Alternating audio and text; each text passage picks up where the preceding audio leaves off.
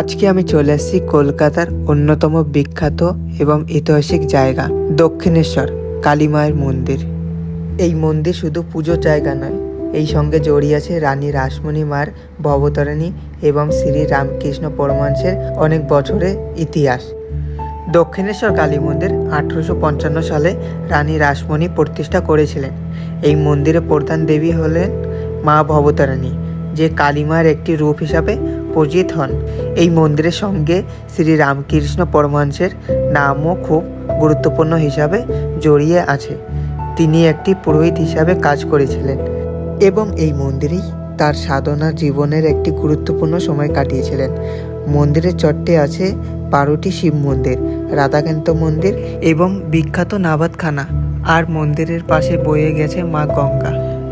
তাই দক্ষিণেশ্বর শুধু একটা মন্দির নয়, এটা বাংলার ঐতিহাসিক, সংস্কৃতি এবং আধ্যাত্মিক সঙ্গে জড়িয়ে আছে একটা খুব গুরুত্বপূর্ণ জায়গা। তো চলো আজকে তোমাদেরকে দক্ষিণেশ্বর মন্দির পুরোটা ঘুরিয়ে দেখাই।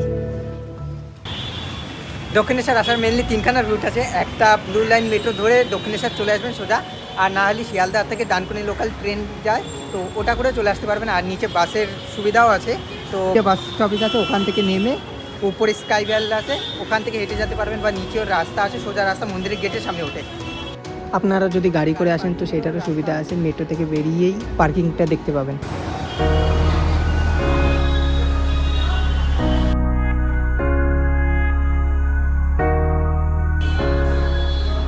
এখান থেকে যতটা দূর দেখতে পারেন পুরোটাই পুরো ডালার দোকান, ফুল মালা যা নিতে চাইবেন তো এখান থেকে ভালো করে পাওয়া যাবে। আর এর সামনেও আরও অনেক দোকান আছে, তো সেইগুলো না তোমাদেরকে দেখাবো।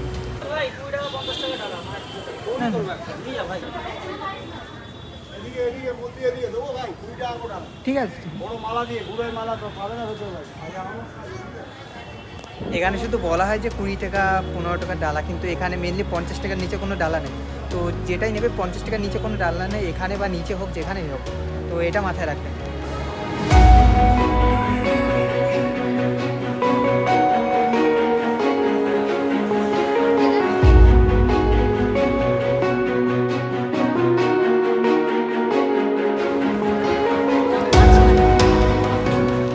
স্কাই ভ্যালকের নিচের থেকে যেটা রাস্তা আছে সোজা চলে আসে এখান থেকে মন্দিরের গেট অবধি, এটা আছে। আর উপর থেকে যেটা আমি আসলাম,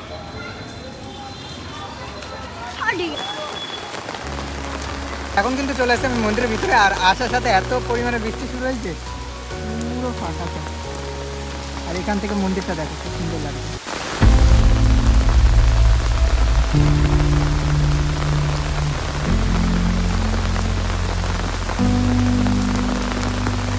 আর এই দিকটা রয়েছে গার্ডেন টাইপের, আর এই দিকটা রয়েছে কার পার্কিং। তো মন্দিরে যখন ভিড় হয় তো এই দিকটা থেকেই রাস্তা শুরু হয়ে যায়, এখান থেকে লাইন দেওয়া থাকে।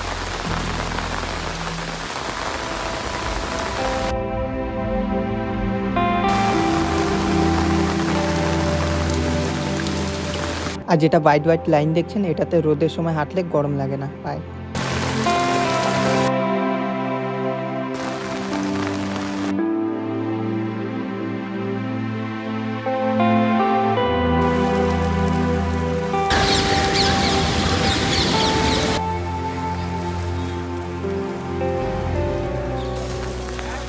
এখানে মন্দিরের অপোজিটে কিন্তু আপনারা দেখতে পাবেন ফুলের ডালার দোকান।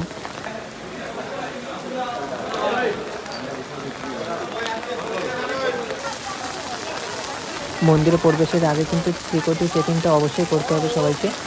এখানে কোনো রকমের ফোন, ক্যামেরা, ব্যাগ কোনো কিছুর অ্যালাউ নাই। তো চলো এবার তোমাদেরকে গঙ্গার ঘাটটা ঘুরিয়ে দেখাই।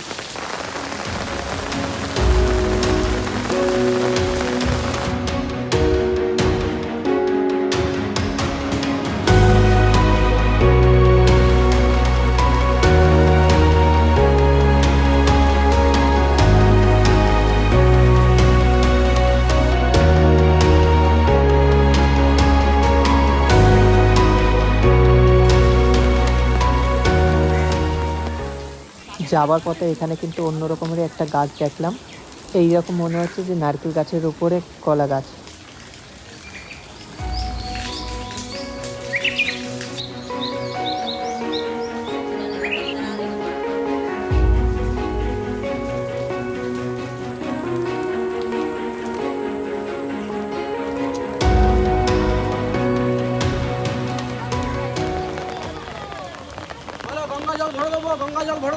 এই দিকটা রয়েছে বালির ব্রিজ। এখানে কিছু টাকার বিনিময়ে এখানে কিন্তু জল ভরানো হয়, মানে গঙ্গার একদম নিচের থেকে ওরা জল তুলে নিয়ে আসে।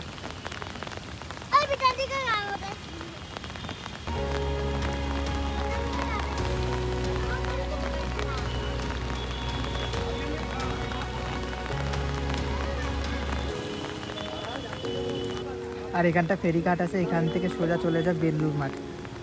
প্রতিজনে 11 টাকা করে ভাড়া আছে। এখানে আধা ঘন্টা পর পর লজগুলো আছে। আর ওই দিকটা আছে বেলুড় মাঠ।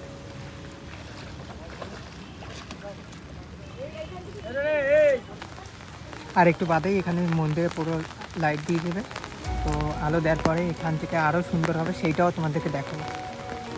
এখানে অনেক পুরনো পুরনো ঐতিহাসিক মন্দিরগুলো আছে এখনো। মন্দিরে প্রবেশের আগে পেয়ে যাবেন এখানে কাউন্টারগুলো। এখানে জুতো, ব্যাগ, হেলমেট সব কিছু রেখে যেতে হয়। এখানে কোনোভাবেই ফোন অ্যালাউ নাই, ভিডিও করা যাবে না এখানে। এখানে বলে রাখি, এখানে ফোন আছে 3 টাকা, হেলমেট আছে 5 টাকা, ব্যাগ আছে 10 টাকা করে, ল্যাপটপ থাকলে তারও 10 টাকা করে ভাড়া দিতে হবে। মন্দির থেকে বেরিয়ে আছে এখানে ফেরিঘাটে যাওয়ার রাস্তা।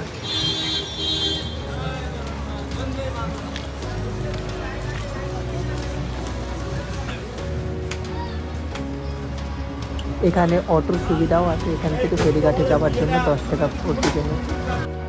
আর এখান থেকে ফেরিঘাটে যাওয়ার সময় বিভিন্ন ধরনের জিনিসপত্রের দোকানগুলো আছে। এই দিকটা রয়েছে টিকিট কাউন্টার, পার পার্সনে 11 টাকা করে ভাড়া। আর সামনে গিয়ে ফেরিঘাট। আর এখান থেকে ডান দিকে উপরের যা রাস্তা আছে, এখান থেকে দেখাবো যে এখান থেকে মন্দিরটা কেমন দেখায় উপরের রাস্তা থেকে। তো যাই এখন, তো দেখাচ্ছি। এখান থেকে আসলে সোজা ব্রিজটা উঠে যাবে। এদিকটা রয়েছে দক্ষিণেশ্বর, আর এটা চলে যায় ডানকুনি অবধি। এটা হচ্ছে মেন হাইওয়ে, এটা হচ্ছে বালির ব্রিজ। আর এখান থেকে দেখো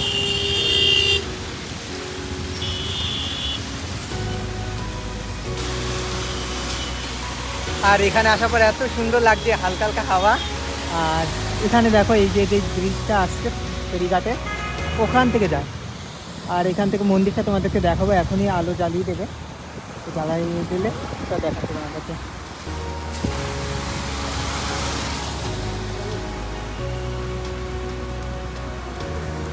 আর এখান থেকে মন্দিরটা দেখো, সুন্দর লাগছে। একটু বাদে এখনই আলো জ্বালিয়ে দেবে, তো আরও ভালোই লাগবে, সুন্দর দেখতে। এখানে কিন্তু 7টার পর প্রায় মন্দিরটা বন্ধ করার মানে অবস্থা চলে আসে, মানে যারা ভিতরে থাকে তো তাদের আস্তে আস্তে করে বের করে, মানে 7টার পর পর এখানে বন্ধ করে দেওয়া হয়। তো যারা আসবেন 7টার আগেই সব কাজবাজ করে নেবেন, মানে দেখে শোনা করে নেবে। গঙ্গার ঘাটের অবধি, মানে গঙ্গার ঘাটেও 7টা অবধি পারমিশন, তো তারপরে আর থাকতে দেয় না ওখানে।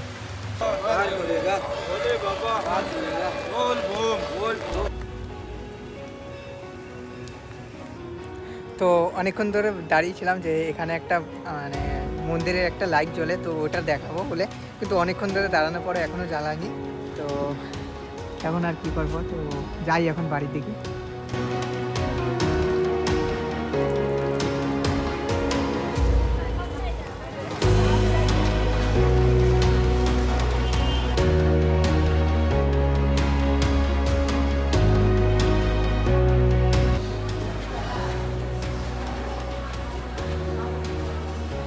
এই পাশে এই দিকটাও কিন্তু দোকান আছে, এখানে বেশিরভাগ আচার পাওয়া যায়, আচার খাবারগুলো আর ফুলের ডালাগুলো ওই সাইডে পাওয়া যাবে।